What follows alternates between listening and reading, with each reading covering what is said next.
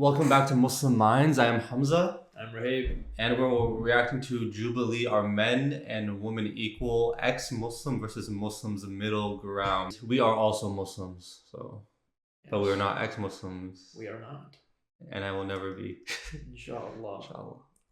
Up is not relevant. It has everything to do They're with not it. on the same It has principle. everything Let's to do with it. let's let people talk for like at But least when I want to 15 talk, I get interrupted. seconds. So no, we're not going to do that. You're interrupting Yeah, so let's everyone all, too. yes, And then let's I have speak. no So one I just interrupt each want other. this question answered. This is the 114th episode of Middle Ground, and we want you to help us decide what the next 114 episodes will be.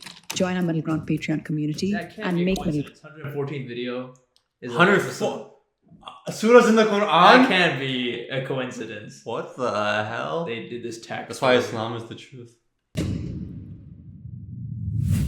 The other side is brainwashed. Can the agreeers please step forward? Okay, where would you go first? The other side is brainwashed. I mean, if you're ex-Muslim, I don't think you're brainwashed. You just have a bad experience with Islam, because a lot of people that are ex-Muslims, it's not it's brainwashing. like their parents, they don't actually, it's not actually true Islam, because they hate Islam for some reason. Yeah. So that's not It can brainwashed. come from brainwashing, but I would Yeah. say in this context, you can't really say brainwash because you. I would more likely think people that are not Muslim think Muslims are brainwashed for being Muslim. Yeah. And I'd be like, no, I'm not brainwashed. But even that would be like a fair assertion to make because you don't even know the person or why they believe or anything. Yeah. I don't think anyone can be brainwashed unless you're like a terrorist or something. It's kind of a bad question.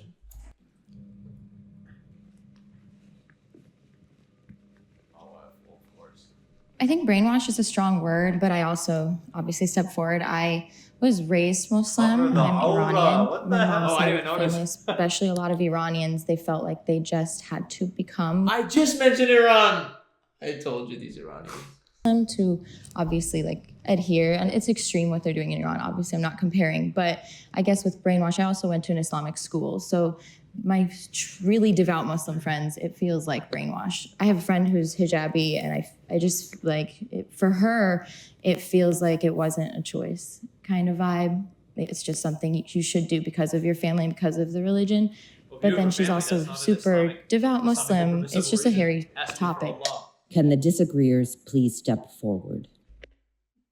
I can definitely see where she's coming from, but that stuff is personal experience. Like her friend, her family wanted her to force her to wear hijab, supposedly. That's not okay. Like maybe, but that's nothing to do with the religion itself, because Islam, there's no compulsion in religion. You can't make anyone do anything. And then Iran is kind of different because their political stuff is pretty messed up, and their hijab march stuff and whatever they did. So that's not, it's a lot of personal stuff. It's like nothing about the religion itself. It's like extremist stuff. Yeah. So that's a lot of the ex-Muslim stuff I hear about. It's mostly like family stuff, country It's always stuff, very experience, personal. yeah, family, and even ignorance of the faith itself. But they don't ever address like Islam itself and what it stands for, because what Or she's its saying, proofs. Islam is against. Yeah, exactly. So, and they're both not covering their auras. I gotta get the Moroccan. Yeah, I mean, I would agree in the fact that brainwash is a very strong word, just like you said. Yet you still step forward. I'm not familiar with anyone on this set, so for me to call someone that I don't know brainwashed, I would feel that it's pretty I just said disrespectful. that. Yeah, that's a good point. Why would you walk forward? You don't know.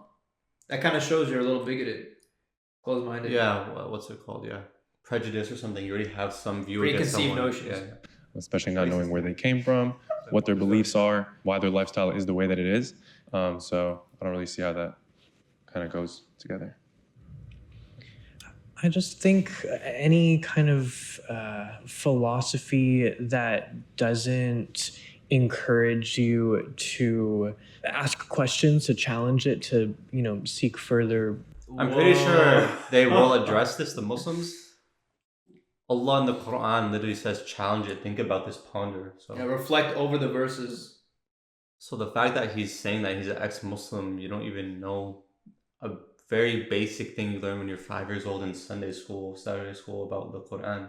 Yeah. Truth, I think that should automatically kind of be a little bit of a red flag to kind of say. So far, I haven't heard one valid claim against Islam yet. You can question. You're encouraged to question. And hijab cannot be worn for family reasons. It has to be worn fi sabilillah. This is the one truth, and everybody else might be getting maybe closer or further from the truth.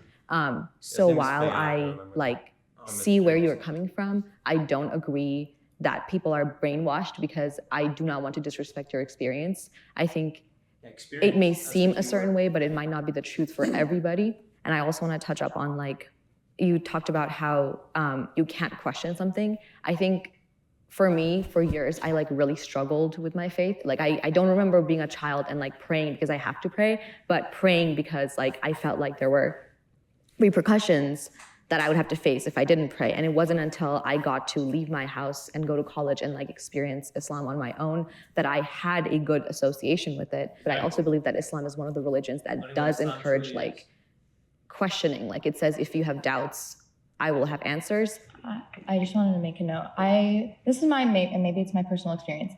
Growing up Muslim, and I went to an Islamic academy. I was hijabi after 4th grade years. You have to be, and I had religion class every day. And I will just say, I feel like every question I had is met with, because the Quran says so. That's it. Like, how is that even a problem? We believe the Quran is objective anyway, right? Well, obviously, it's just a bad teacher. You can't just say it because Quran said so. Yeah. Well, I'm sure that I have a strong feeling that's probably not all what they said. They probably revert to everything in the Quran, like, hey, why can't I eat pork, for example? Oh, the Quran explicitly mentions its prohibition, right? What other? And usually, literally, the Quran explains itself. You have to look at it as look at everything: Quran, the Hadith, everything. The first form of tafsir is the Quran itself. So. Like I date someone who's has no background in Islam or didn't grow up that way, you're going to get met with because the Quran says so, because Allah deems it so, and that is why. The reason that I disagree that the other side is brainwashed is because I think first the other side to be brainwashed, there would have to be one. His name is Kafir? It's an alias. Is that Look how he's dressed. Oh, okay. It's an alias for sure. Why would they make that his alias? Look at him, bro. Come on. That's so weird, though. Specific truth, one version of Islam that no one can question and everyone accepts as the truth. I think that one truth doesn't exist and that different people believe in different versions of Islam. So because a lot of Muslims, including Muslim scholars, have been coming to different interpretations, and if you were brainwashed, you would not be able to come to that difference of opinion. You would simply follow. That's not true. You can still be brainwashed into several different ideologies, even if the ideologies are conflicting. Islam is very homogenous, so these differences he's mentioning are very not substantial. The core theology, the Prophet Muhammad ﷺ, the oneness of Allah, the fact that the Quran is the speech of Allah, the 5 pillars, the 6 pillars of Iman, these things are not disagreed upon. The core of Islam is preserved, is completely preserved. So this is a very weak point, I think. Scholars of the past said. Hi, I'm Jade, and I'm a member of the Middle Ground Patreon. Women and men are equal in the eyes of Allah.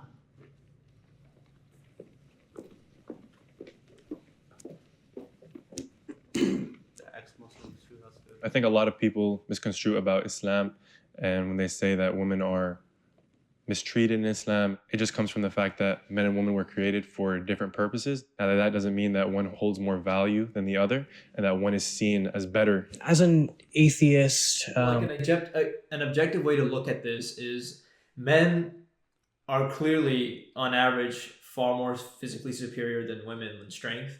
But that doesn't mean they're better than women. It doesn't mean that they deserve more rights and care than women should receive, right? But the way we look at it Islamically is that they're equal in the eyes of Allah and what they, in their own parameters, and what in their relationship of Allah, what it means to be a woman, right? What it means to be a man. But we have different responsibilities unto one another and to Allah, but none is shortchanged than the other. So the guy has to he's physically more stronger. Now he's the one who has to protect. It is never expected for a Muslimah to protect her husband over her husband protecting her. His responsibility is to protect her. Her right is for her to be protected by him, right? Same financially, right? The man being more physically, physicality has a huge role in this world, through posture, and people who study these kind of things, your demeanor, how you carry yourself is very important when it comes to business and ethics and becoming like a successfully individual person financially and everything, right? So men typically dominate many of the industries, especially when it comes to working. So what do they have to do with those finances and the money that they make? They have to spend it on their women. They have to provide it to their wives. They're the first person entitled to that money. So a man's money is not there's a responsibility attached to it. So there you can see that someone has a benefit in so and so aspect, but that's a very narrow-minded way of looking at it. It's a system that flows together, both being a man and a woman. Now, I still hold that Islam does come from a feminist place. You see women in positions of leadership. So despite my being on this side, I still appreciate that Islam has that perspective. I grew up overseas. I grew up in Bangladesh, and growing up in a country that seemed like a lot of things are not fair for women. A lot of things are not fair for minorities. And I think I struggled with that thought, like, okay, if men and women are equal in the eyes of Allah, then why does this exist? And what I realized as I grew older was that we're also living in a society. So I definitely have to face the repercussions of like other people and the social construct that we have, right? The systems outside of it. Yeah, the system outside of it. So like our experiences are a product of like what we believe in, Exactly. but also like our position within the system. And I won't put the fact that like society sees women as not equal onto God and onto my religion, because that's not what religion is meant to be. And I'm not going to... This is such an excellent point that I think a lot of ex-Muslims wrestle with. The treatment of women that they may have an issue with, or certain things about the deen, it's not the religion itself, it's human nature. Secular societies, Christian, Buddhist, Hindu, you name it, they're all going to have corrupt people that abuse the system. Even in secular societies, people can say, religion is, the effect of religion is this. It teaches you right and wrong, but the wrong things are very apparent. Forget all that. Look at a secular society, right? We know in the society, it's a fact you should not murder someone, right? It's a moral law that everyone should abide by. But those who know it they're not affected. They do not care by that ruling. They will still enact their evil desires anyway, right? That has nothing to do with the government. That has nothing to do with the laws as far as why the person is going against it, right? That the law is enacting it. Maybe there's other reasons of political turmoil, whatever, people are suffering, so inciting violence. We're not talking about that. We're talking about, does the law encourage X behavior? No, at times the law outright prohibits it, but the society can still contain that kind of behavior. You cannot attach it to the government or the law. Same thing with Islam. If you see people abusing women, that is not Islamic.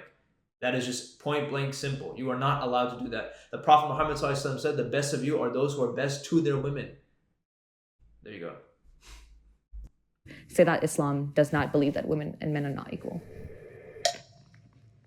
This was one of the biggest topics that caused me to really doubt my faith. Looking at the Quran, looking at the authentic hadith, and also just from historical records as well. Men are allowed to have sex with female slaves in Surah Nisa, verse 24. Okay, so I can understand you don't like that. How does that make you an ex-Muslim? How does that make you disbelieve in Islam? If God tells you right now and commands you to crawl on all fours, and you must do until you die, that doesn't disprove God's existence. It just means you don't like what he's commanding you to do. When it comes to this, it sounds harsh, but you have to keep in mind, where are these women coming from? At the time of the Prophet Muhammad ﷺ, when they're engaged in battle and war, what are happening to the men? They're being killed, let alone being captives, or being taken in, or as prisoners. They're being murdered, wiped out. The women who are left over are not to be killed. They're not to be murdered. They're also not to be sent back to their homelands with their new grudges in their heart against the Muslim empire to repopulate and come back with a stronger force. What can you do with them? You take them in. You have to treat them with respect. You cannot force yourself upon them. But if you take care of them, and they are open to having that relationship with you where you can be intimate, then you are permitted by Allah, because you are now taking them upon your own. Because the captives of war were taken care of by other Muslims. You would take them into your household. You would adopt them like a family member. If you're treating them bad, if you're withholding their food, if you're forcing yourself upon them, guess what? You're not Islamic.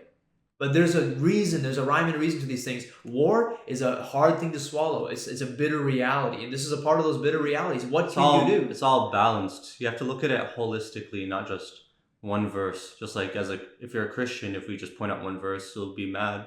You have to look at Islam as a whole. And obviously, I guess this guy didn't, because he's looking at it from a very elementary level. he's like looking at one verse, being hurt by it, then just sitting with that hurt, but not investigating anymore. Yeah, no one likes war. I would say the worst aspect to this is the fact that there is fighting, that you have to fight. If someone is attacking your home, I'm sure you don't want that to happen where you have to kill that individual, but sometimes you do to protect your family and your property, right? This is one of those conditions where it's difficult to swallow, but this is just the reality of this dunya. It's the reality of this world. It says, prohibited to men are married women except for what your right hand possesses. And your right hand possessions refers to female slaves. And we see multiple hadith of instances where the men have just defeated the tribe, they have female war captives, and Muhammad allowed them to have sex with them. And that's probably going to be rape, because what woman would be consenting to sex in that situation? I think too, like just thinking about the Quran and my upbringing. I wish the guys, why is Fayad from Three Muslims not saying anything this whole video yet? Yeah. They're not really giving, I don't think they haven't represented Muslims good so far. Yeah. They're not saying any response to them. I know, they should be speaking against this, nonsense. Yeah. But yeah, you can't rape anyone. This is becoming stupid. Rape, you cannot if you're rape. a right hand possessor, you're a servant, slave. You can't rape anyone. It's not that unfeasible to imagine. Okay, first of all, we believe Islam has the most perfect morals, especially the Sahaba, especially the Prophet Muhammad ﷺ. So if you're living in that community where we admire them more than you can even fathom, we call them the golden age of Islam, the best generations. So even if you're a captive, probably from some oppressive, why were you even at the war with the Muslims anyway? Trying to wipe them out?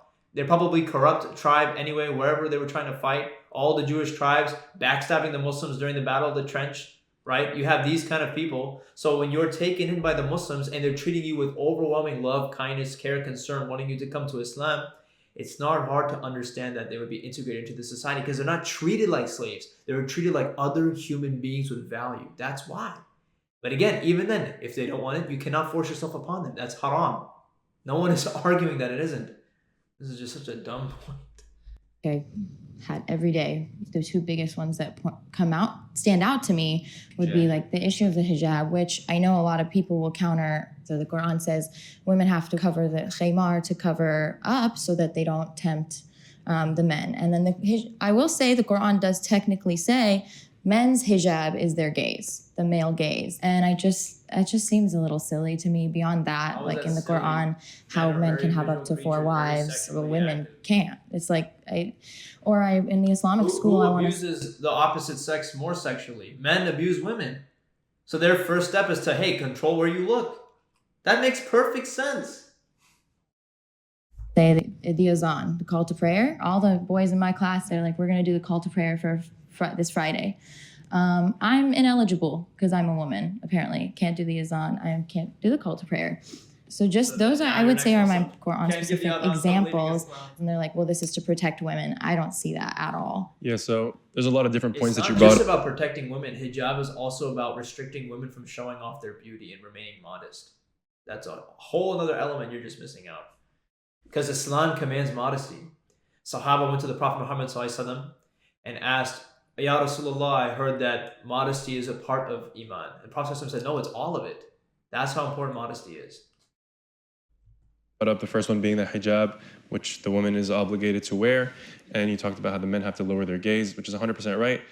The women also have to lower their gaze, and the men actually have their own hijab. So the men have their own parts of their body that needs to be covered as well. So obviously, men and women were created both physically different and psychologically, all different types of, they're different in every single way. There's different parts of the body that need to be covered because men are attracted to different things, women are attracted to different things, and it's to protect both sides. The second thing that you brought up, I believe you mentioned you not being able to make the call to prayer. Once again, that's in order to protect the women, just because men can also be attracted to the voice of a woman. So that's the reason that that's not allowed. And I completely understand that you being a young child, that's something that you wanted to do. And I mean, pre-puberty, in your household, with your family, that's something that you should feel free to practice. Make the call to prayer. Do that in front of your father, your brothers, your uncles. It doesn't matter. It doesn't need to be in front of the whole entire mosque. So there may be things that you felt because you were a woman you were being limited to, but there's a benefit behind it. So it's about looking into that. I think this is bringing up an important point of contention here with all the things that you're saying, and you keep bringing up that men and women are fundamentally different. Where is that coming from? Where's what coming from? When you say those things. When I say what? Men and women are fundamentally different in these very specific ways. Men are attracted to a woman's voice. Okay, so scientifically, men and women are different. So if you were just look at someone, man, and I look at a woman, I'm pretty sure I would see some differences, as well as just scientifically, biologically, emotionally, psychologically. There's been studies because everyone started to question you being able to change your sex and be able to change your gender, but you were created as a certain sex for a reason, and each. So that's my point of contention here. There's nothing for me there. When you say that I was created for a specific purpose and a woman was created for a specific purpose, I would disagree completely. Why can't I fulfill those other purposes? When you start slowly building upon these layers of like roles, that prescriptive. I mean, I think maybe he shouldn't have said you're created for a purpose. Well, obviously, but he's going on to that point, dismissing everything else about this scientifically, psychologically, emotionally. It's impossible to say that we're not different in those ways. But he just doesn't like it because it's attached to religion, so he's getting mad at it. Exactly.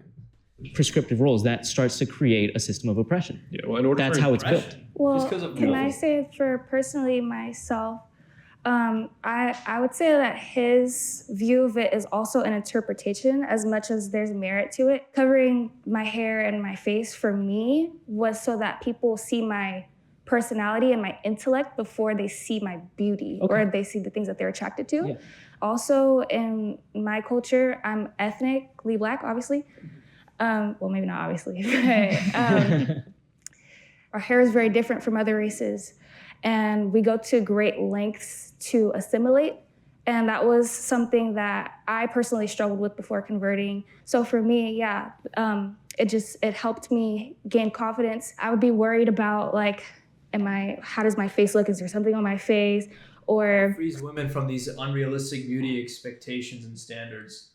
God says, be modest, go out in public, don't care what they think, you're listening to me or obeying me, that's all you need to do, right? It frees you from these unnecessary societal norms. Some of your communication is also in your facial expression. So when you can't see some of it, you have to kind of, use your imagination a little bit. I like that mysteriousness. I like that, especially other men don't have that access because I have a fiance. I like that there's only one person who can see these parts of me. And that's what makes it special in a way. So the roles for men and women, it's not entirely just because I want you to do it because I said so. It's probably because it's to your benefit. If you look I want to add to your point that Allah actually says in the Quran that La ikraha fi din, like there's no compulsion in religion. So when you say that, why can't I do X, Y, Z? Like why can't I do the other role, for example, right? These are the things that because Allah expects you to, these are the things best for you, but it's not that you can't do these things. But when you say it's best for me, there's a threat. The problem is there's always going to be an existential threat. Saying it's best for you because it's what's best for society. So everything that Allah subhanahu wa ta'ala puts in place for us, that we believe God, the reason that we have these specific, if you want to say, roles, because men complement women in a certain way and women complement men in a certain way. But what I'm saying is he's not, when let you say that, let me explain myself, all right? Let me give you a very easy way to understand it. I'll use her point, right? So you mentioned that, for example, why can you not marry 4 husbands and why can I marry 4 wives, right? These things have less to do with equality or worthiness in the eyes of Allah and just individual sex differences. For example, if I have 4 wives, right, I can impregnate all of them and we'll all know who the father is and who the mother is. If you, for example, in this scenario, you have 4 husbands, we won't actually know who the father is. That wouldn't even work. Men biologically desire control and authority. That's why in most relationships between a man and a woman, the guy is the one who's leading the relationship. If you have 4 guys competing over the same woman, first of all, poor lady, how many babies is she going to pop out? And that's very bad for her physical health. And number 2, how are you going to manage that kind of household? 4 men trying to establish control. This is harder for a man to do. To have multiple women, it's not easy. Like imagine if anyone's married or in a relationship, imagine having to deal with 2 women, 2 whole in-law families. It's not an easy task. Allah says in the Quran. Because it's permissible, There is an opinion. It is encouraged. No, there is a qualification you must meet. Yeah. You have to be able to treat them well and equally and with respect and as they deserve. Financially and if equally. you can't, then you can only marry one. And if you cannot treat her right, then you should stick to fasting to quell your desires of intimacy. Yeah, it's so a huge. It's not just a free access thing. You have to be very qualified and handled as a man. You have to be very well put together to handle such a responsibility because it is a responsibility. Yes. 4 wives. This thing is just thrown out a lot by non-Muslims. Yeah. Like it's not so black and white. Like, It isn't at all. Yeah. And also, why is that important? Why would that happen? And how does that make men and women equal in the eyes of Allah? Like that's what that's telling so you. I'm saying we're equal, but we're different. There's no knowing of the And father that's just there. reducing women to the sole purpose of reproduction. I don't think it's that. Men, you can impregnate someone every day. And women, we kind of have to stay pregnant for a while. And I feel like there would be like a mix up with paternity I understand what you're issues. saying, like but these are- genetics.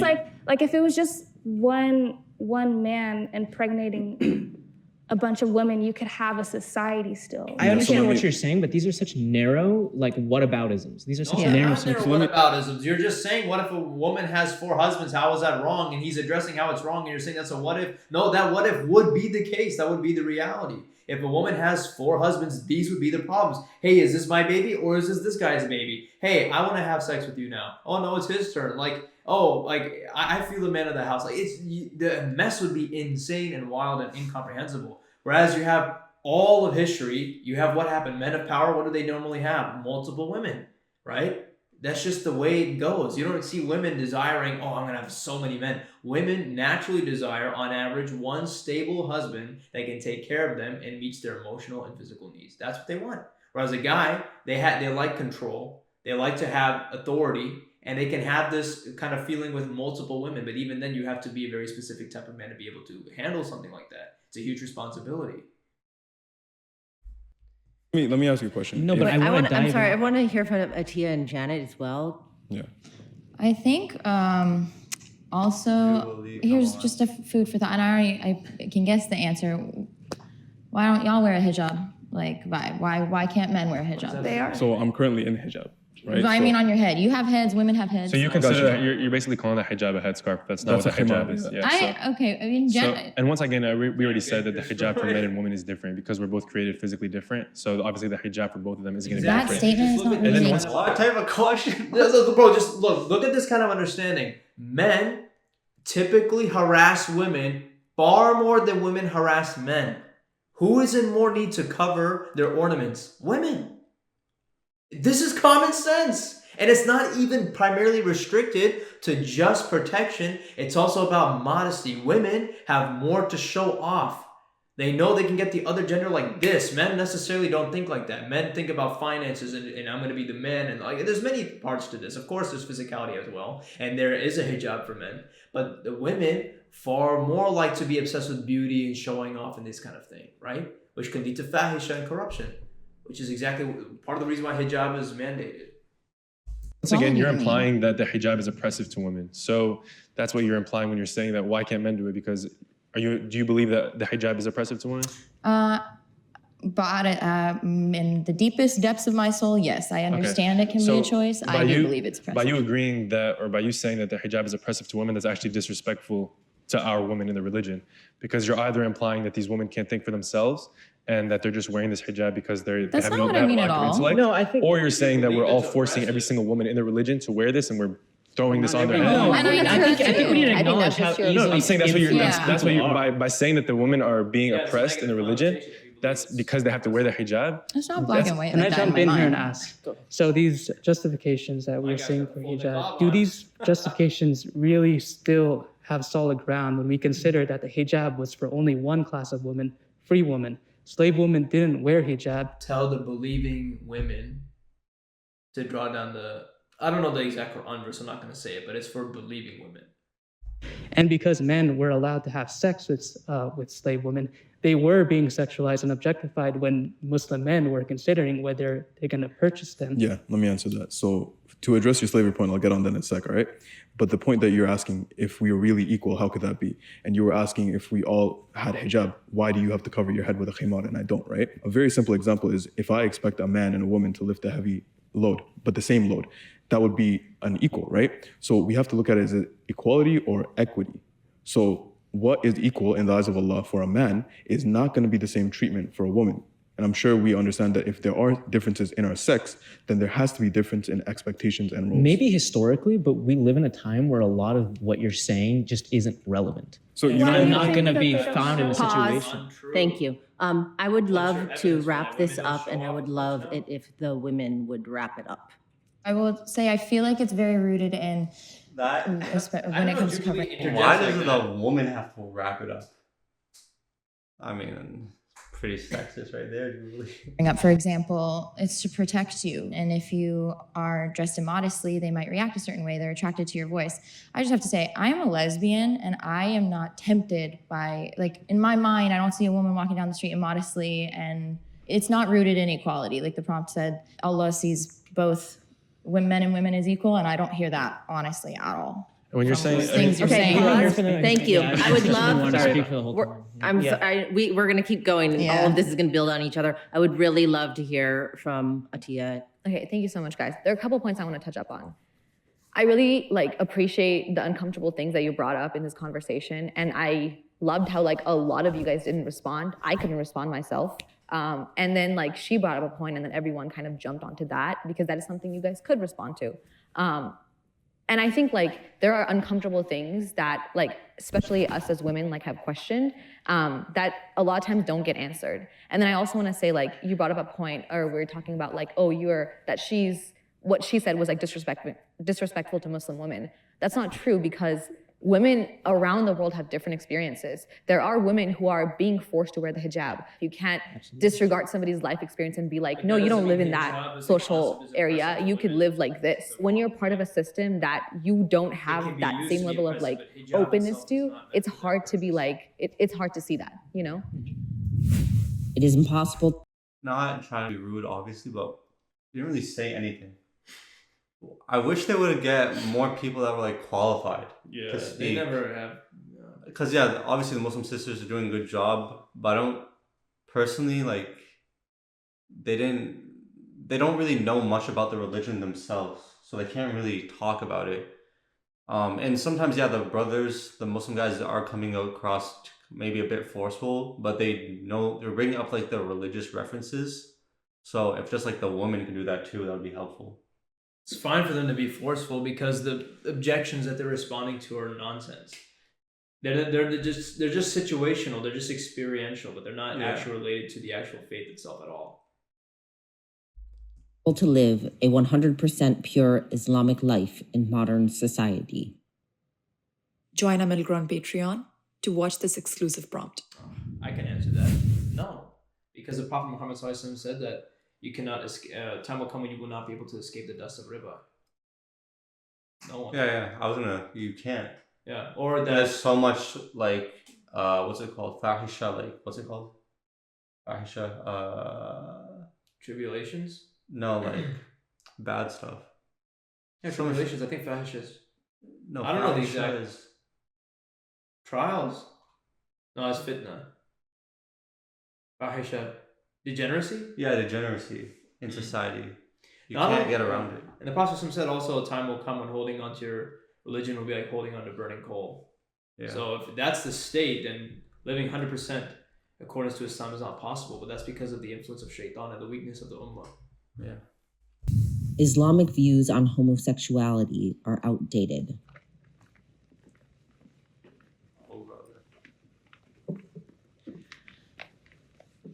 So I grew up in a pretty queer family. My South Asian family is very Muslim, and my mother and her sisters grew up in that environment. And all three of them turned out to be queer. I'm queer, my sister's queer. It was a long journey of self-acceptance, and this is just who we are and who we've always been. When I look at my grandfather, he and I have strikingly similar stories. He admits that in his village, it was normal for men before they were married to play around with each other, to have boyfriends. What? What type of village is that? He just said, wait, his mom's family was the not the queer ones, basing his grandfather, or maybe on the mom's side. Yeah. That's interesting point. I mean, I don't know what to say. Yeah, why is he even telling us this? To experiment, but then after you were an adult, after you married, of course, that was off the table. But I kind of see, almost 70 years apart, me and him both have the same stories. Early 20s, got to experiment with my sexuality, now in a long-term relationship with a girl and very secure in that. But his experience was filled with shame that he then passed on to his daughters. So I see that and I feel bad for. If he liked men, why did he have kids with a woman? Like you said, shame, societal pressure. Okay. Generations of queer people who have been told that they can't be, or that maybe they can be, but they can't act upon it because that is haram in some way. So queerness is in our blood, it's in our nature, it's across species, it's across time, it's across history, and religion through Islam, through Christianity. You know what else is and also across species, societies, time? Murder, stealing. I'm not saying that these two are the same, but having an inclination to do something is not proof that that thing should be practiced. That does not mean Islam is outdated. For example, I will give you a more digestible thing that's not so extreme like murder, like interest. Interest is currently destroying the current world economy. But Islam has outlawed that 1,400 plus years ago because we realize it's not good for mankind. Yeah, some people can benefit from it, some people may like it, whatever, but it causes the rich to become richer and the poor to become poorer. One thing directly related.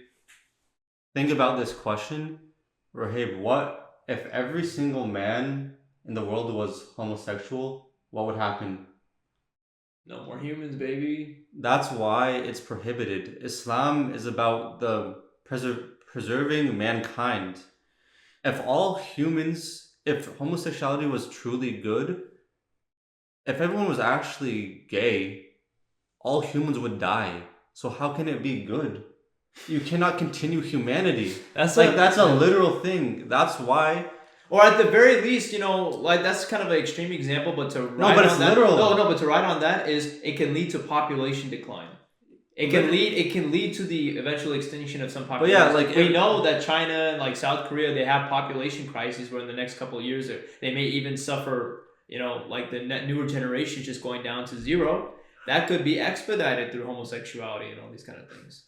Yeah, if homosexuality was a good thing that should be practiced and people should do it, it doesn't, if you look at it on a big picture, which you should, it's not, there's nothing good from it.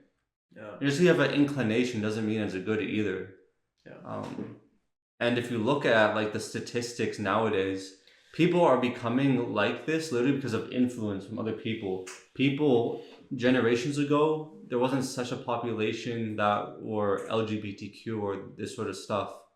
It's because of the influence, and children are being changed now because they're being influenced. That's what it sounds like this guy is saying. Artificial influence at a younger age to trick children into believing into things that they... That's why statistically now there's 20% of US kids are saying they're LGBTQ. Wow. I saw a thing 80 years ago, it was 1%. Wow. So it's all because of influence. It's being pushed on them. And children are the more impressionable people. That's the main reason for homosexuality anyways. It's nurture. It's just the product of your environment. Yeah. Various other means have been used as tools to erase that queer history. I agree. All religion in general, organized religion, I feel like it's not, you're going to find it in Christianity and Judaism. I myself, I'm a lesbian. I didn't come out until I was older, like an adult. But a lot of that was rooted because I have such a devout Muslim family. It's if I come out, my mind's going many places. It's not just going to be a normal American family coming out. I have very abrasive Muslim dad. I don't really see my gayness coinciding with religion, like an organized religion. I think that maybe because she had a bad father figure, she was not attracted to men. So okay, they said so many factors. The prompt was Islam is outdated on the topic of homosexuality. The first guy just talked about how his dad was gay. Or queer, and how that somehow proves Islam is outdated. Yes, Islam knows there have been homosexuals from the beginning, from time of Lut. And she's talking about how she has dad problems. That has nothing to do with Islam being outdated. That's personal issues. It's turning Islam has no moral standing to say that two consenting queer adults can't be in love while allowing a man to have sexual relationships with his slave. Okay, Mr. Naqabi Kafir. That's such a funny thing to say. Oh, Islam has no moral standing. It doesn't matter what you think.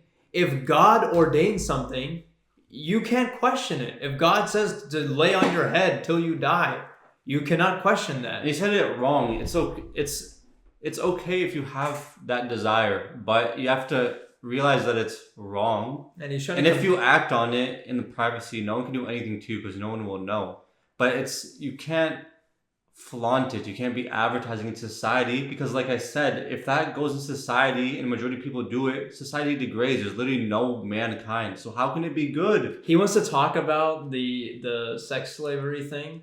Look, where does that happen, man? Like the chances of this happening, it's such a controlled environment with such a specific requirements for you to even have access to something like that. It's not the norm, right? But this is something ordained by God. We've already gone through the reasons as to why it might be necessary or permissible, right? To have these captives and to also have relations with these captives if they so consent to.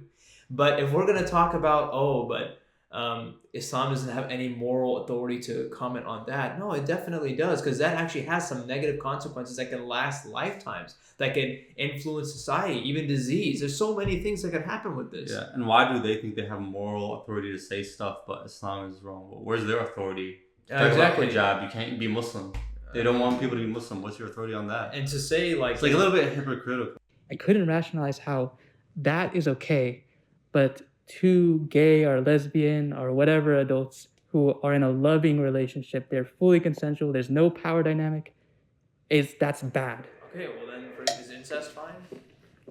My question is, if it's okay for two consenting, for example, males who have love for each other to conduct sexual intercourse, then what is the problem with two brothers who have love for each other and they're That's my point.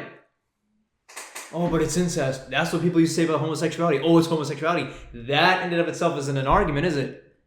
If it's two consenting adults that love each other, no problem, they're taking all this necessary health. I mean, parameters. For me, what is the difference? I don't get it. What the hell? Exactly. With the same parameters, what's wrong with it? You are forced to say nothing. Yeah, rationally, I can't even think. What would you say? You can't. I mean, Islamically, we can say, oh, there's health problems, it's immoral, you have a different relationship with these kind of people, right? But homosexuality, you can't do it. Because you can't become pregnant, nothing will happen, so what is actually wrong with it if you don't believe the morals of the religion stuff? I can't think of a single thing, but let's see what they say. Consenting to have sex with each other? That's not the same. How is it not the same? Incest and you're comparing incest and homosexuality. Please explain the difference. I'm not gonna lie, that's really offensive. Either way, Explain the difference. Explain the difference. It's very relevant because it's one is objective incest. morality. One is I've done a 23andMe. Me and my girlfriend are not related at all. Okay. So what is the difference? What is the difference? They're both consenting and they both love each other. Can I say something? Yes. That's as wrong as a brother and a sister consenting and having sex. Exactly. Okay, so what's the problem with that? What do you mean? So you're comparing incest with homosexuality. Okay, because they both come from the same point. There's two people who consent to having sex together. It's the same exact thing. So what's the difference? If they love different methods of socialization. What is the problem with them? If they both consenting and they both have love for each other, just like two males who don't know each other have love for each other, what is the problem? I just want to say, you just did this thing in public speaking called minimizing an issue, and then you're trying to find this correlation that simply does not exist. What I'm doing is actually addressing the principle, which is coming from objective morality. So I'm trying to figure out if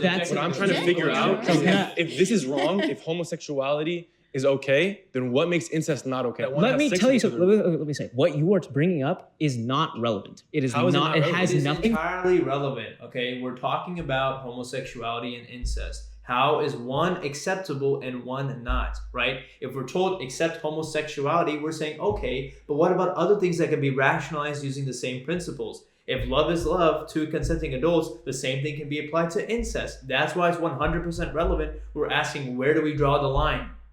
It's 1,000% relevant.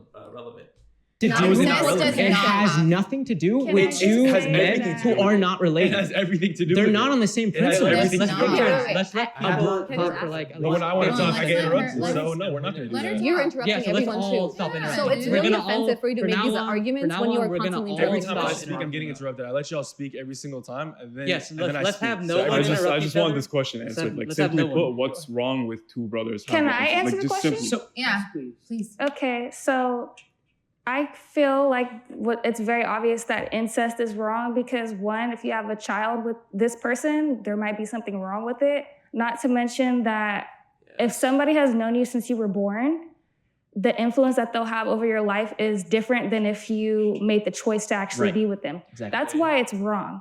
Here's the thing about homosexuality, because you would think that I'm homophobic because, you know, like, I guess everybody assumes I'm like extra pious and whatever because I cover my face, right? Actually, one of my parents is a member of the LGBT community. I grew up with some cousins that were, I had friends that were all throughout elementary school and high school and stuff. I never saw morally something wrong with it. I think that the reason that it was put into Quran it is simply about sustainability. You can't sustain life. You cannot put your own, I mean, you can infer things. I'm glad that she's saying the word I think, because, I mean, Allah calls it a very detestable act. You know, it's clearly immoral by an Islamic viewpoint, views or standard. The sister, I think, has good intentions, but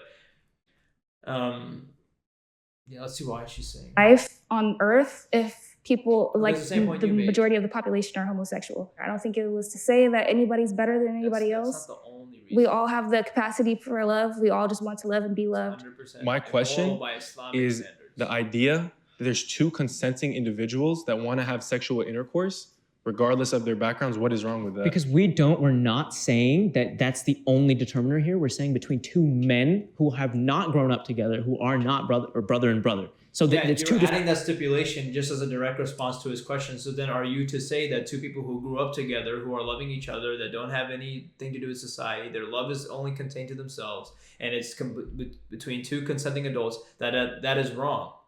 That's immoral just because of the fact that they're related. Why? What if it's a secular atheist relationship and there are two consenting adults that love each other, have nothing to do with society? Why is that wrong? By your principles. Different things. They are two different Okay, things. so let's say there's two estranged brothers that never grew up together. My honest answer. Can we pause? I would like to hear, Jad, you can make a final statement. I'd like to hear from Atia. And can we keep it about homosexuality? So let's close up incest. You want to bring up the point about how incest results in, there's obviously things that can come from that. There's also harm that has been proven to come from homosexual intercourse and a man having intercourse with another man. All the STDs. STDs are rampant in heterosexual The STDs, 100%. relationships. But it's been scientifically proven that STDs those are because more of adultery, because they're sleeping around. Oh, this is such a weak point from them. in homosexual relationships. Heterosexual people get STDs too. So your talking about argument Yeah, of they do. homosexual people 100% get do. more But STDs. homosexual people are That's getting why it it's higher. wrong? Creating, So- there's new STDs that are resulting from this type of intercourse that's happening. Yes. And it's found a lot you more think HIV HIV sex is- give me an example of Yeah, perfect. Yeah, so a very recent scientifically proven one was monkeypox. That the overwhelming my literature. God. that came was, from that gay was literally, people? you were It's skin to saying, skin you were contact. projecting a stereotype. It literally became a stereotype against gay men. How is scientific literature a stereotype? It was what are you So the peer sourcing review- here? Because you have clearly believed all of the Google articles about how it was only attributed to the gay community. That's my opinion. That's it. Monkeypox was ridiculous. I really wish that this conversation was like a bit more about like the impact, the fact that it's sinful in Islam and like the effect that it has on like youth. I think that like I firsthand know the experience and the hardship people go through when they grow up in a community when they have never even heard of homosexuality. And then the first time they hear about it is disgust. The way our societies are structured, we hate on the fact that they even exist. We don't want our children to be that. We don't want people in our communities to be around that. We don't want to allow people who are homosexual in our mosques. So I'm getting really emotional at this because there are just so many people I've seen. There are so many people who have lost their lives because they just could not exist. And so to minimize somebody's life and to like hate on them for this one part of their life that's supposed to be so private is not okay, and it's not Islamic. Personally, I didn't step in here to say that it's outdated because I don't want to make When it comes to Islam viewing someone who commits this sin, you should treat them like you treat any other sinner. And we're all sinners, right? Remind them that it's wrong, tell them to repent and turn to Allah, but you don't excommunicate them from the masjid. You don't tell them that they're not Muslims, that there's no repentance for them. No, you treat them with respect. If you have homosexual tendencies, you're still a Muslim. It doesn't take you out of Islam. Exactly. Only not believing in Allah and the Prophet Muhammad takes you out of Islam. Or associating partners with Allah. So, and there's worse things Islamically than being gay. There's literally murdering is worse. You can even argue being backbiting is worse because that has such a bad effect on society. Yeah. There's so much other stuff like this. It's just obviously it's hyper-focused. Even zina, people who commit adultery in general, they're still Muslims. Cheating on your spouse, that's worse. Yeah. But this is hyper-focused, obviously, because it's such a huge thing in our society, so it makes sense. Yeah, it's like a growing phenomenon. A statement about my faith that this is something that I always struggled with, but I'm not going to say it's outdated because I just don't know why it is the way it is, and I choose not to question it because I'm a Muslim. But at the same time, I do have like a lot of pain associated with that truth. Because I've seen how that impacts people's lives. And I think that like at the end of the day, like I wish we lived in a world where we saw the fact that like as human beings, we have free will.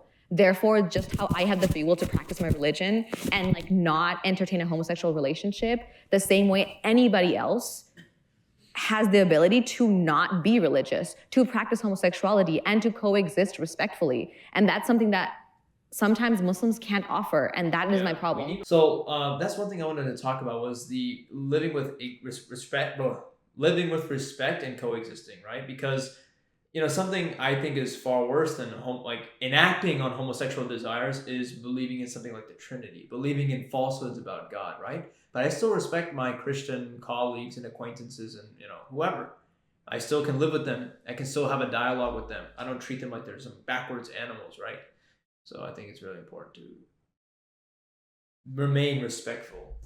And I wish we offered that so that we wouldn't lose people's lives the way that we do. We wouldn't push people away. We wouldn't traumatize them and generations to come. Yeah, and I 100% agree with that. The fact that it's very important that we understand, regardless of what Islamic points and my points obviously coming from Islam are on homosexuality, that means that in no way whatsoever am I going to blatantly disrespect you for the way that you're living your life. Just because I deep down inside not even deep down, just get inside, I reject your lifestyle, that doesn't mean that I'm gonna come out here and start blatantly disrespecting you and saying anything about the way that you're living your life. If that's the way that you're gonna live your life, that's the way that you're gonna live your life. And at the end of the day, we believe that it's gonna be God that's gonna be the one judging you, and it's not up to me. Muslims are unfairly targeted by outsiders.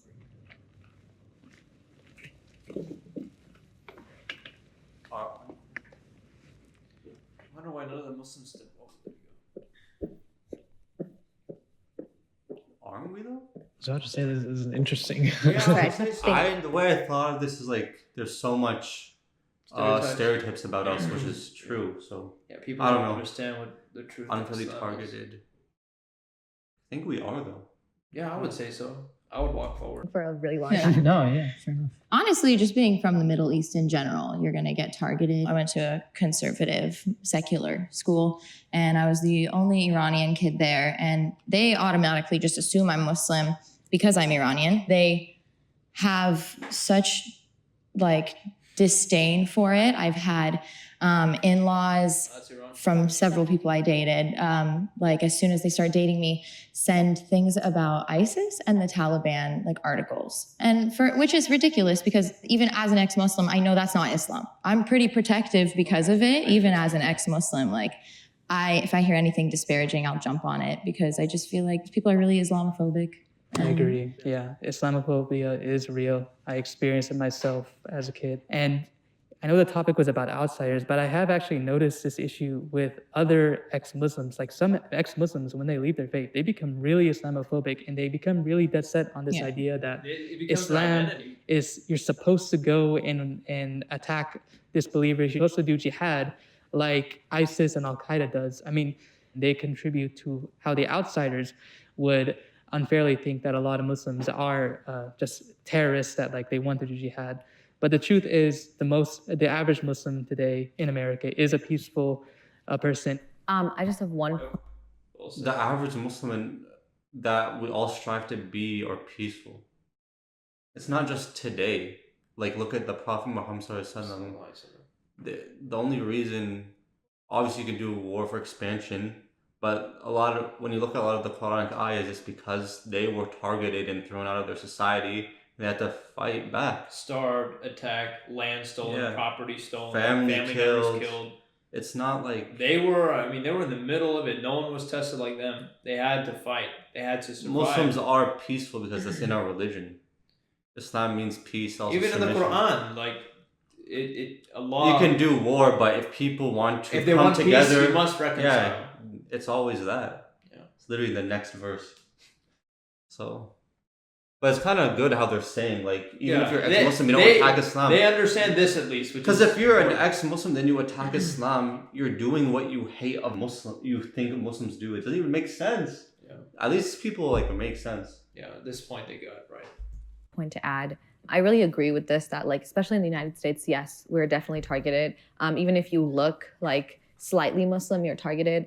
Even like being Muslim from a different sect of the world, a different part of the world, like gets you targeted. A lot of times with my dad, because we're South Asian, when we go out to like the Middle East, like anywhere in the Middle East, they attack him because they think that he is South Asian, even though he's like Muslim and they can see it, and my mom's wearing a hijab.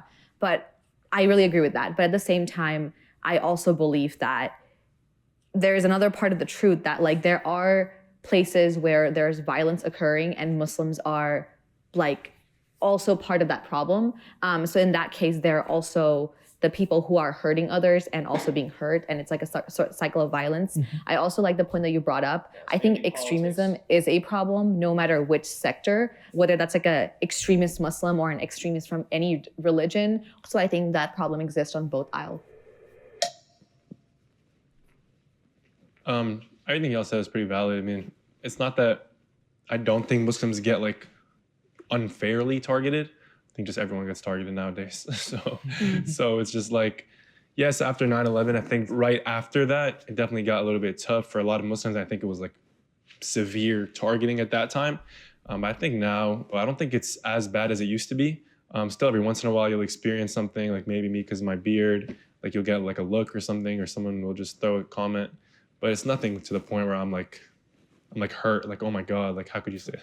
I just want to add, I think it's a little different for students who, like, kids who are in school. I tutor a lot of them. I've had, like, students who have told me, like, even, like, the past year, like, how they have had, they were discriminated against. And so I would say that, like, I think it still exists. Yeah, what I found for the most part is, it definitely, like, even when I was in school, like, yeah, I got made fun of or whatever. People would do jokes that, like, terrorist jokes or whatever.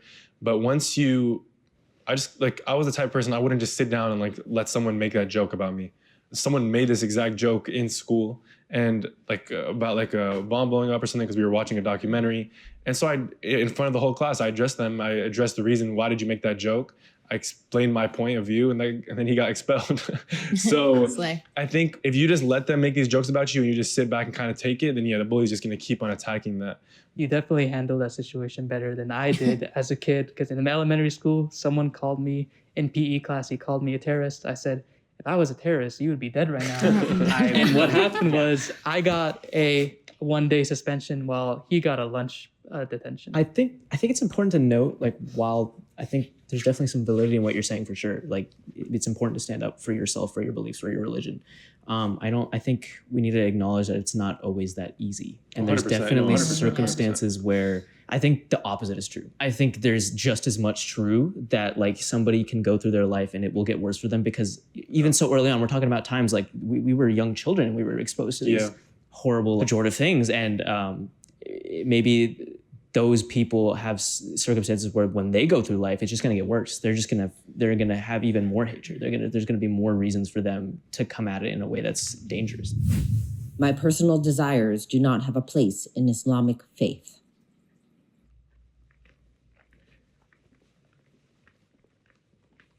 For me, other than like the obvious, I'm part of the LGBT community. I was raised Muslim, and my personal desires, even everyone's personal desires have a place, because even if it's something against like what Islam teaches, it's you still can be a Muslim.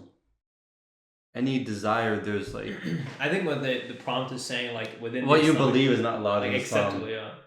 Yeah, I mean, because it's in the Quran. Allah tells us like He made us as sinners, but it's our job to Repent and go back. Repent, because we believe what Allah has told us to do is objectively the best. So we can actually think, hey, what we did is not good. It's a sin. Let me repent because this is what Allah's revealed. And I have personal desires. We all have personal desires that are against what Islam teaches, but it's our job. Because like if we just always do what's right, we're not ever gonna like grow. It's from our failures that we can become better people. So every single like person other than the prophets, we all sin, and that's what makes us better once we repent. And we all have personal desires that go against what Islam teaches. Sometimes because we're not perfect. It's part of the trial. Yeah. Yeah. So that's the way I understood the question, because that's what it says. I felt like I didn't have decisions or choices growing up. And when it came to Islam, I remember I questioned things in my religion class. I remember like the imam told me like women, when you go to Hajj, you can't wear like body spray, right? Or perfume. Men can't wear either during Hajj. What a weird thing to bring up. I know, it's so specific. Men also during Hajj cannot put on any kind of unscented stuff. Or maybe she's talking about beforehand, because men are allowed to put on itar and women are not. Before you get into ihram. For sure, women can too then. It's not advised. If you're before ihram, you can put on the scented stuff. Anyone but it's recommended for women not to go with strong perfumes or perfumes. Yeah. I mean, even for any human, don't go out with strong perfume. Or like, well, I guess. Like to attract people, I raised my hand during my religious class and I asked why. And I always got met with, well, because the Quran says so. Like, be quiet, Janet's the problematic kid asking me questions. That's a problem with your madrasa. I just feel like there's no room really there, even without the LGBT. So how are you pinning that on Islam? Do you not see the problem with that? One school, 1,400 years of Islam. I mean, most humans will disappoint you. Islam is perfect, not the Muslims. Not the community part of me. Like, what you want kind of, it felt like doesn't matter. There's no room for it. It's just, it is what it is and you need to obey it. At the end of the day, if you commit a sin and you don't seek repentance, Allah is going to punish you for it, even if your personal desires conflict with that. Because of that looming threat, it does not matter what you want. If it goes against what Allah says, then you are risking having your bones crushed in the grave, or you are risking having your skin burnt. These are non-arguments. Yes, you're going to be punished if you don't obey your God. And guess what? You obey Him, and He gives you whatever you want for eternity. Look at the trade-off. That's the belief of Islam. The thing is, you can even disobey, but if you truly repent, you will be forgiven. Even if your sins were the foam of the sea. Yeah. Even if your sins cover the whole earth, if you repent, all of it goes away. Yeah. It's about Allah's mercy more than the fear of Allah. So even why does He not even? He just brushed over that.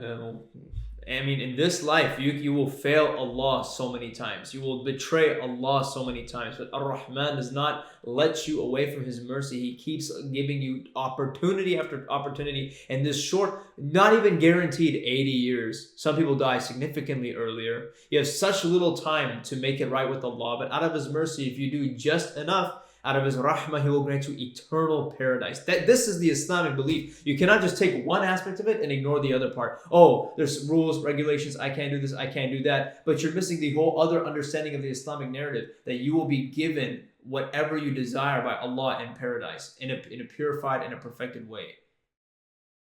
Like, come on, man. Burned off of your face. It doesn't matter how illogical you think it is. If you believe in Islam and Allah says it's bad and you go against that, you are putting yourself in a huge risk of a lot of pain and suffering. Yeah, I think it's not that it doesn't have room for our desires, because it does. It just doesn't have room for our compulsions. And I heard this quote, someone said, "My religion is perfect, but I am not." You have to allow Islam to teach you that you've blurred the lines between your desires and your compulsions and the things that you actually need out of life. So it's really hard to be connected to God if you're connected to all these things that are calling you, pulling you different directions. Can I ask you a question? Yeah. So, does your standard for haram and halal vary at all? What would you base your standard off of? How were you taught those standards? I learned them from Quran or from my upbringing, like if I don't know. So, oh yeah.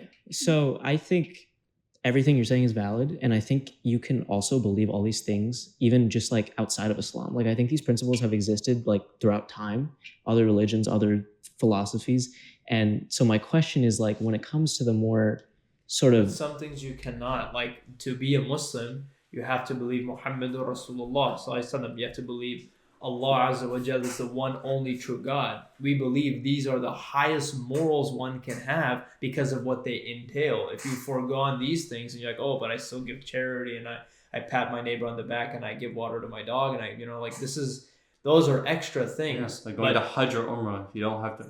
There's a lot of. I don't know what he's trying to get at. And we would say Islam has like even more specific things that are beneficial to mankind, like not involving in interest, riba, these kind of things that other faiths and even philosophies don't even consider that Islam. Yeah. And we can argue that these things exist before Islam with other prophets. Yeah. So it's not just because Muslims. We believe there's prophets since the beginning of man. Yeah, preaching these kind of good messages. Most of the morals we have in our societal framework came from the Abrahamic faiths anyway. That's where it all stems from. Even before Ibrahim alayhi salam. Yeah. Confusing, like I was raised, I'm not allowed to eat pork. Okay, so that's I'm sure, nobody here. Same. Right. And so I think at one point somebody told me that was because they're not safe to eat or like, it's dirty.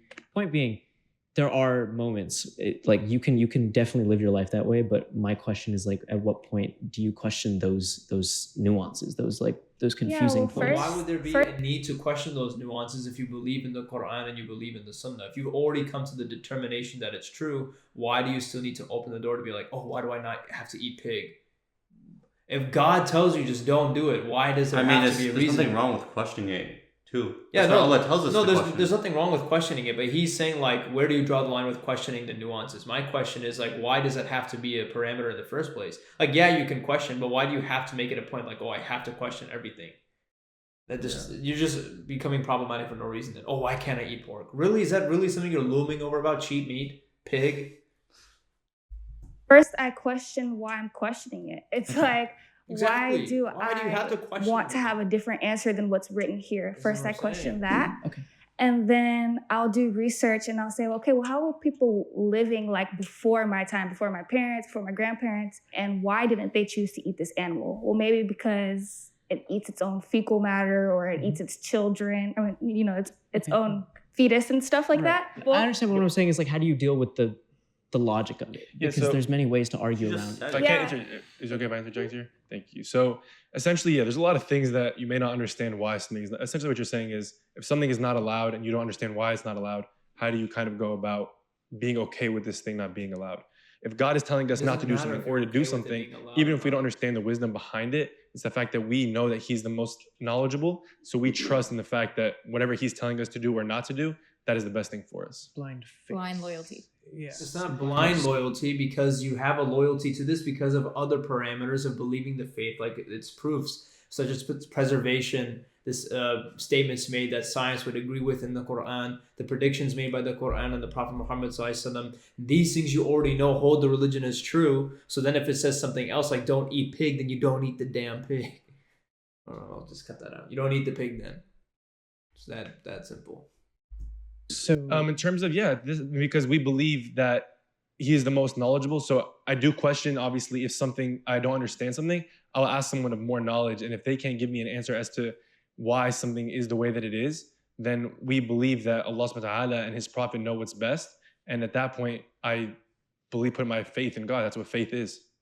I there's just a small hiccup in both of your like scientific method here, which is that why am I questioning? And then there's your part. If I don't get the right answer or an answer that makes sense to me, I keep asking, I keep asking, I keep asking. But if you don't get it, then there's this kind of cognitive dissonance that now needs to exist. I think like a good way to put it is like part of existing as a human being is questioning everything. That's how we developed everything. That's how we grow and adapt. I want to add something really quick. I know that like there has been a lot of questions with what he said, especially you guys saying like that's blind faith. I think that there is like I see your point, but there's a lot of merit, and like I agree that like meaning of life is questioning things. However, if you keep questioning everything, you're going to have the most doubtful, horrible, untrusting life in the entire universe. It's like the hyper-skeptic atheist. Oh, I don't know if I exist. I don't know anything for certain.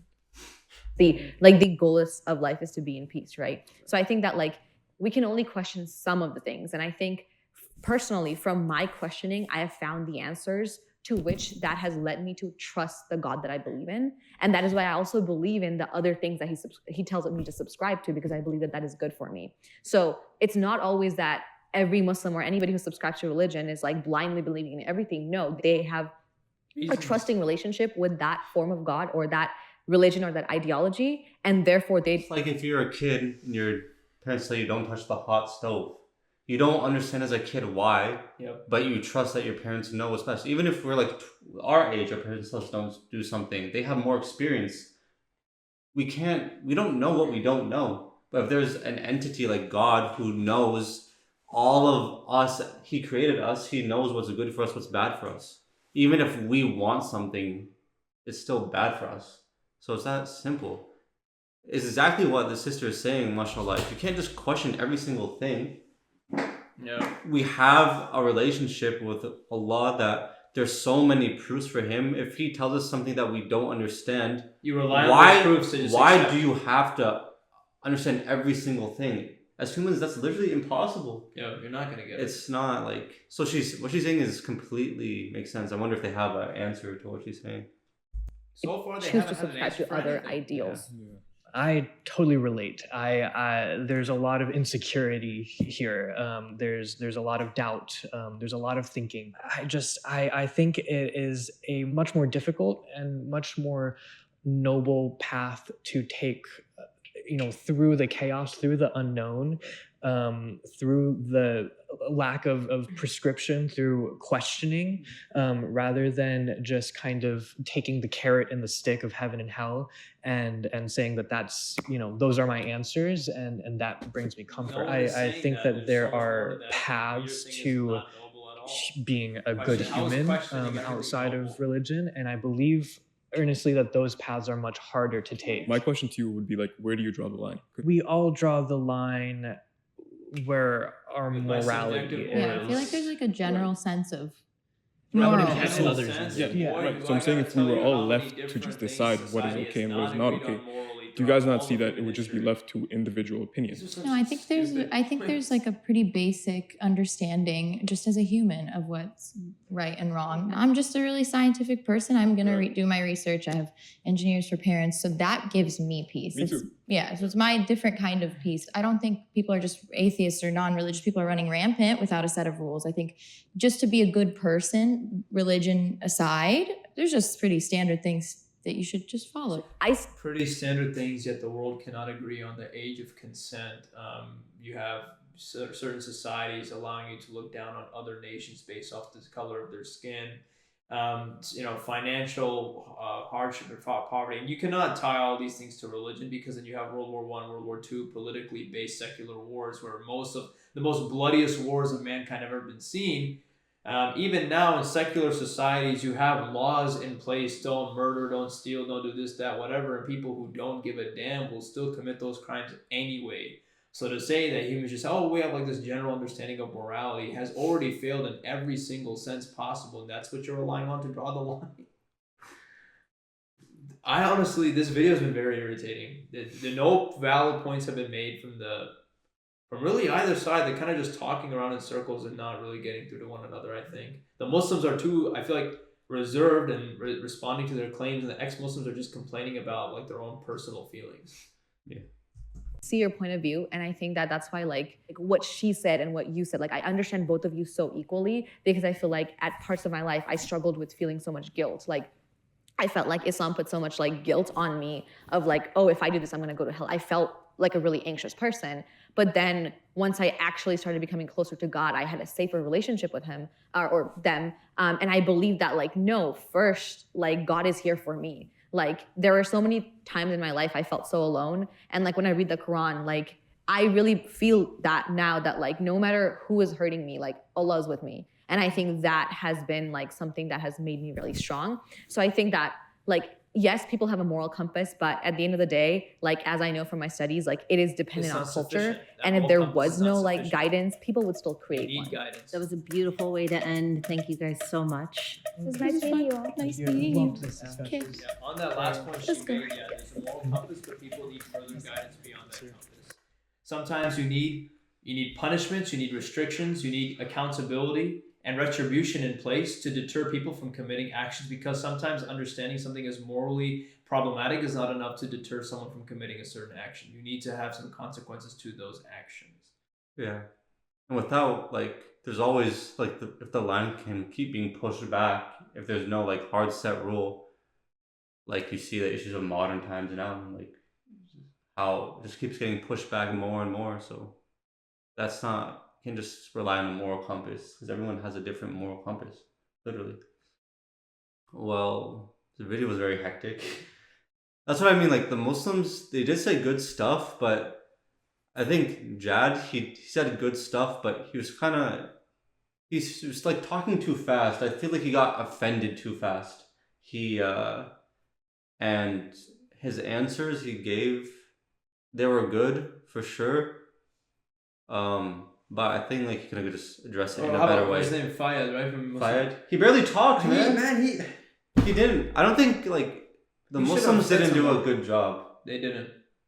I don't think the ex-Muslims did either. I mean, they said what I expected them to say. Yeah, they didn't. I mean, they said, yeah. I think like whenever there's videos like this, they don't, like, Muslims.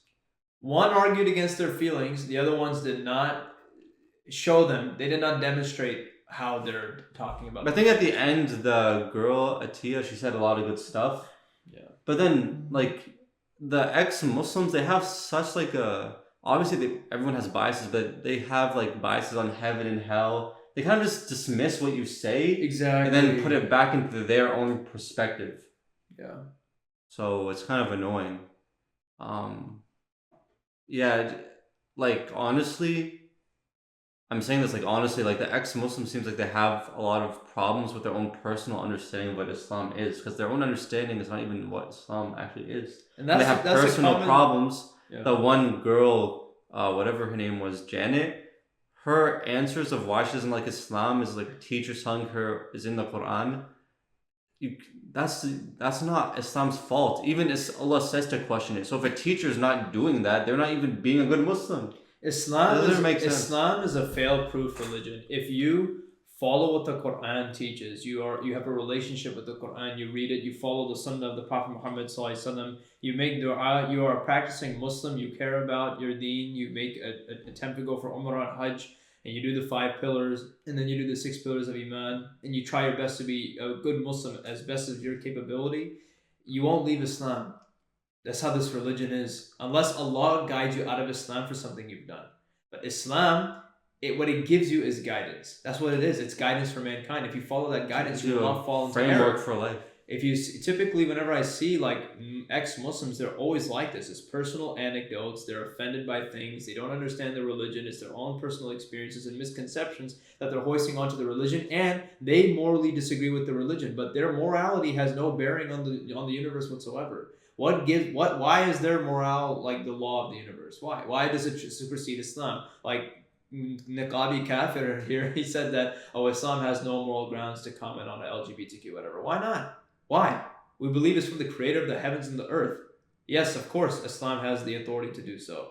You're the one who doesn't like what it says. That's your problem. If you don't like Arabic, if you don't like the Prophet Muhammad Sallallahu Alaihi Wasallam, if you don't like the Quran, if you don't like any of these things, it's not really That doesn't disprove anything. I don't like cancer, cancer exists. I don't like death, death exists. I don't like many things, right? They exist. I don't like pineapple on pizza. That atrocity exists. And if you like it, then you're truly lost. Hey, it's not that bad. Pineapple and jalapeno this is about to be pizza. Muslim mind. We're about to part ways. No, but yeah, look, it's just open your mind to it. Yeah, there are going to be things that are hard to swallow. It's not a religion catered to what you like. It's not. Like I don't know if, we mentioned at the beginning of this video, we're not Muslims because we want to. We're Muslims because it is the truth. You accept the truth, point blank simple. I don't accept that the sky is blue because I like that it's blue. It's simply blue, right? That's what we're looking at Islam with. Okay, and as preserved text, we have the full Quran, 99.9% of the entire Quran from the first 100 years in manuscripts after the Prophet's death. We have an emphasis on oral tradition that can be traced back through lineages. If you get a certification, you become a Hufad, you can trace it back to the Prophet Muhammad ﷺ. So you know what you're saying is the same thing the Prophet Muhammad ﷺ recited. In that book, you have you have statements that science would agree with, like every living thing is made out of water, the moon, the earth, the sun swimming in their own orbit. You have embryology in the Quran. You have you have historical statements made in the Quran that are 1000% accurate. Like the Quran talking about how there's Egyptian kings and pharaohs, and it makes a clear distinction between them. There's not knowledge of the Prophet Muhammad ﷺ. He did not have access to the knowledge of ancient Egypt, right? You have Allah predicting the world events that would come, what happened, the fall of Rome, the fall of the Sassanid Empire, or the Byzantines and Sassanid Empire. Then you have the Hadith of the Prophet ﷺ made predictions about the current day in its modern age, that obesity will become commonplace and widespread, which was not a common thing back then. The world will be backed by interest and riba, that the barefoot Arab Bedouins will compete in building tall buildings. This is something that you see, Burj Khalifa, tallest building in the world, that the masajid will become beautiful palaces, but their hearts will be tainted, that his masjid will turn into a white palace. You have specific predictions, you have vague predictions, you have so many predictions, but you have hundreds of predictions of the Prophet ﷺ, so many of them that have come true to the T, right? This is why we believe in Islam. It's the most historically verifiable religion with the most clear predictions, and it has an appealing message to all of mankind on how to live your life in obedience to the Creator, right? And if any deficiencies you see comes from the Ummah, comes from the Muslims, comes from the human beings, not Islam. You went on a full-on rant there, buddy. It's not even a podcast. You're welcome. Alright, but yeah, if you guys like the video, let us know. Leave some comments down below. Thumbs up the video, and always remember to subscribe. Assalamu alaikum wa rahmatullahi wa barakatuh. Wa alaikum salam wa rahmatullahi wa barakatuh.